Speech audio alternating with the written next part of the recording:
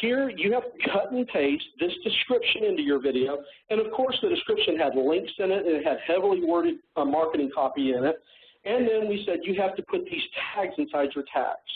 Okay, so that was the way to enter the contest. That's step one. Step two, you've got your video up on YouTube. Now, this is a giveaway, it's not a contest. The reason why you don't have a contest is because there are so many legal barriers you have to get over as far as making sure that people's entries are valid. You have to go and validate everybody that's officially a contestant, things like that. If you have a sweepstakes for a giveaway, it's a random drawing based upon a certain amount of things, and you only have to verify the winner. And so from a logistical standpoint and from a legal standpoint, you have a much lower cost internally if you have a giveaway or a sweepstakes, because you only have to verify that the person you choose as the winner was eligible to win, and that's the barrier. So never have a contest, have a sweepstakes or giveaway. That's all of the legal information I'm going to give you. Go talk to your lawyer. In this contest, step one was put your video up, do these things. Step two was now go out there and get as many people as you can to watch it, to comment on it, to favorite it, and to like it. And at the end of the day, we are going to choose, quote unquote, at random from the top participants a winner that, you know, we're looking for someone who can promote your video the most. And if you see the screenshot here, this is before the contest was over, you'll see that Tessa Violet, who was 19 years old, she was in Portland, Oregon, just moved to New York City with her mom, had already gotten 1.5 million views on their video. And of those views, she's got 155,000 favorites on it. And then you look at her comments, and she's got 327,000 comments on this video. This contest lasted 2 months. And so the response rate is ridiculous. And what this is all doing is this is plastering our brand all over YouTube, which feeds the YouTube search engine or the Google search engine for us. When the contest was over, we had over 600,000 links pointing into our corporate domain. Now, if we back up and look at the dollars, she won. We had about 180 contestants in the contest, which amazed me that only that many people entered for $100,000. 180 contestants had over 32 million views on this branded contest content for us.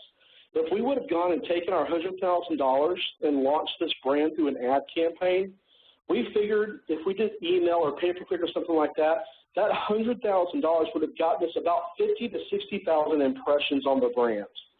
And in 3 months, with the same amount of money, we had well over 30 million impressions on the brand. Plus, we had write-ups in beauty magazines. Tessa herself was featured on 3 different television programs, all kinds of additional press because of the nature of the contest that we frankly weren't anticipating. This was basically an SEO ploy. This is a great way to generate activity on your video. Now, back up to, hey, Sheila, I don't have $100,000. Look at Howdini. Howdini is another brand online that we would give away a gift card once a month. Instead of people producing their own videos, we would go and choose a random commenter on our videos every 2 weeks. And for $250, we would generate about 700 or 800 comments across the videos across the platform. It was a great way to create activity and help us in the search engine results. When I started on that campaign with them, they'd been on YouTube for about 3.5 years, had about 700,000 views on all their videos. After 8 months, we had 24 million views on their content. And almost everything we did was based upon giving away these gift cards and a tool that I'm going to show you at the end of this presentation. Couple of things quickly, and we'll get into the big piece. Allow embedding. Whenever you go and you set up your video, you have all these options to allow people to share your content. There's no reason not to allow people to share your content, and if you don't want people to, you'd have to kind of look at the content you're putting up and wonder if YouTube's the right place to do it. Obviously, whenever you put stuff up on YouTube, you want to take those videos and place them other places on the web. You're not just going to make a video for YouTube only. Here's one thing I'm going to recommend. Instead of going and taking that video and putting a different format that matches perfectly your website up on your own corporate website, your organizational website, take the YouTube embed and put it up on your blog or your website instead. And the reason being is that every time that YouTube player plays that video, it increases your stats on YouTube, which helps you in the search results. And so if you're going out and you're taking your own player and using that to distribute your video everywhere outside of YouTube, you're missing out on potential search benefit.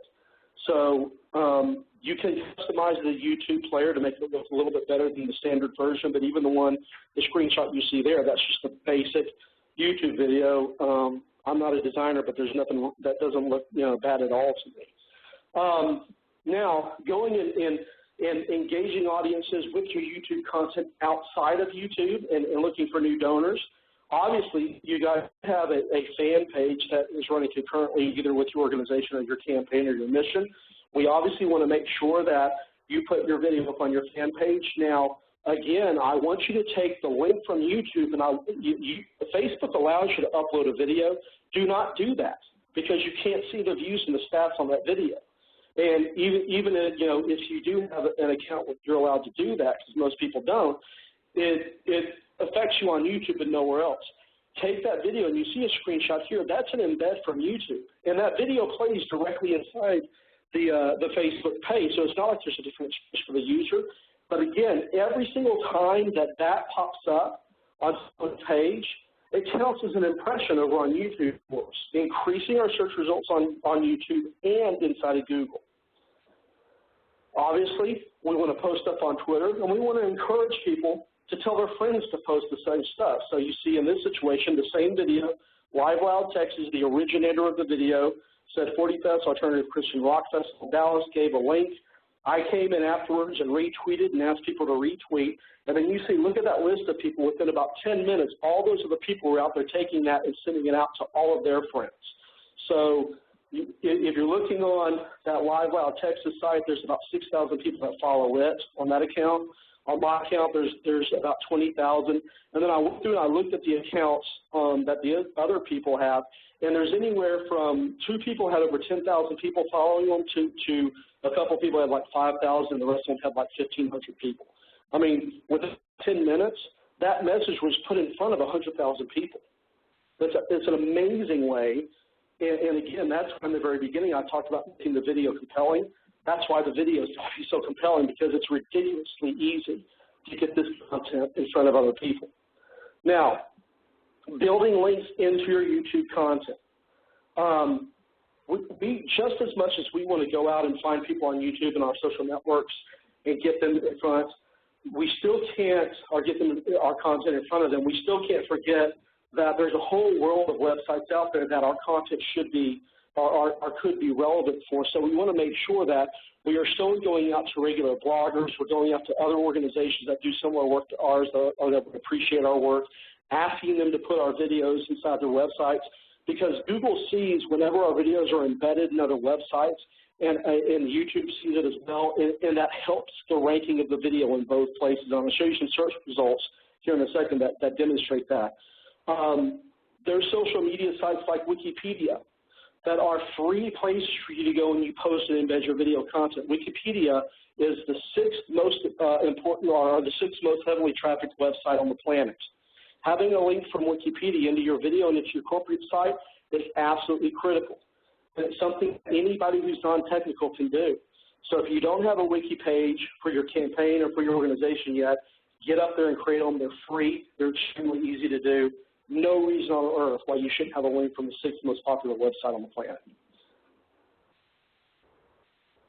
And then just kind of randomly building links into just popular blogs. This is a blog here in Dallas called U+ Dallas. It's another company that I've done work for in the past, but they have an open platform, and you can post stuff that's relevant to their business on their site. And so I want to take advantage of that, and I want to look for local, geo-specific or content-specific websites that allow me as a user to go up and post my content as well and take advantage of those. And then, obviously, anytime that I can go in and negotiate deals with people to put content inside of a website, we want to do this. You have now here a screenshot of my video actually being used on the About Us page on the 45th site, and I negotiated this with them by telling them, look, I'm going to come, and I've already got credentials to shoot concerts at your site. Here's the deal.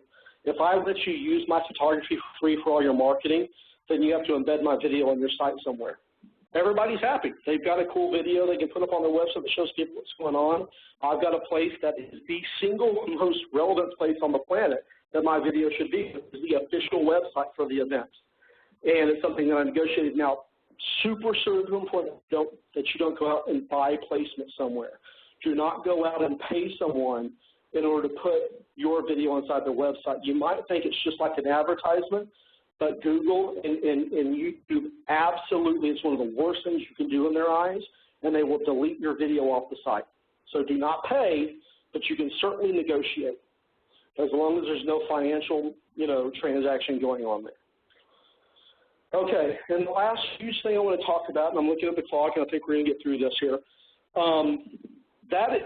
Everything that I talked about was a combination of going out and feeding search engines and doing what you can to make sure that a donor base is able to find your content through search engines, and then also using your social channels like Facebook and Twitter and those types of things and blogs, and not only putting your YouTube content in front of those people on these other platforms, not only to benefit the people on those platforms, but also to benefit your content on YouTube. Now let's talk about the other side of this quickly, which is the single thing I do to do physical outreach to individuals on the web. And it's through this tool called Tube Toolbox.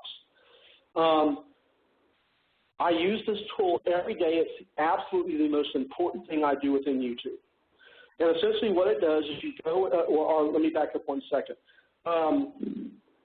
Really important for people who do social media, and I would assume that most of the folks on the call do not, live and breathe this stuff the way I do every single day.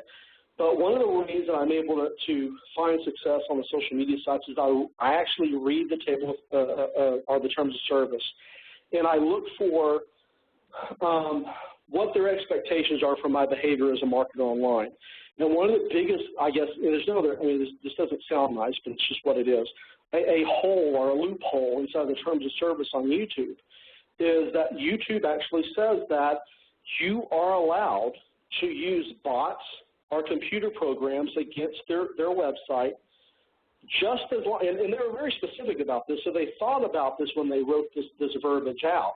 And so maybe it's not a loophole. They just said, hey, we can let you do this, but there's some restrictions. The single restriction is, sure, you can use automated tools against our program or our website as long as each instance of that tool does not contact the website or interact with our website, youtube.com, more frequently than a human could with a mouse and a keyboard. So all they're saying is, sure, you can put an automated tool against our website as long as it's not doing something more often or faster than a human could do. Fair enough. Here comes Tube Toolbox. So Tube Toolbox, and again, I'm sorry, apologies, I'm from Texas. It's like owning a handgun. It's like having a right to carry license. Someone gives you something that's unbelievably powerful. And in the right hands, it can do really good work. It can protect people. It can make your family safe. It can protect your home. And it can protect somebody who's innocent, who's the victim of a crime somewhere if you happen to be in the right spot and know how to use the gun. It also can be used for some terrible things if you're a criminal. Tube Toolbox, now the nice is just such a tool, but you know what the rules are, and Tube Toolbox knows the people at YouTube. YouTube watches the behavior. It knows when you're interacting with Tube Toolbox, and if you're interacting too quickly with YouTube, YouTube will just put a roadblock up in front of you saying, oh, by the way, you're not allowed to interact with the website for another hour. You're going too fast. And that's how they prevent you from being bad. They kind of smack you on the hand. Essentially what this does is you log in. I'm going to show you some screenshots from it. And anything you can do on YouTube manually, you can do through Tube Toolbox. So essentially what I'll do is I'll go and I'll have a campaign on a video that I want to promote. And I know basically what YouTube wants. The first thing I want to do is I want to go out and find people on YouTube that might be interested in the content. So let's take that 40 Fest video for example. What I would probably do is I would probably go out and look for videos of some of the top Christian rock bands on YouTube. And I'd find videos where the bands themselves have a large subscriber base. Maybe they have 5,000 or 10,000 people that have subscribed to them on YouTube, or maybe they have a video that has like 10,000 comments on it. I can tell Tube Toolbox, here's this video, here's the name of the video, go to that video and pull off every single name of a person that's left a comment. You're essentially building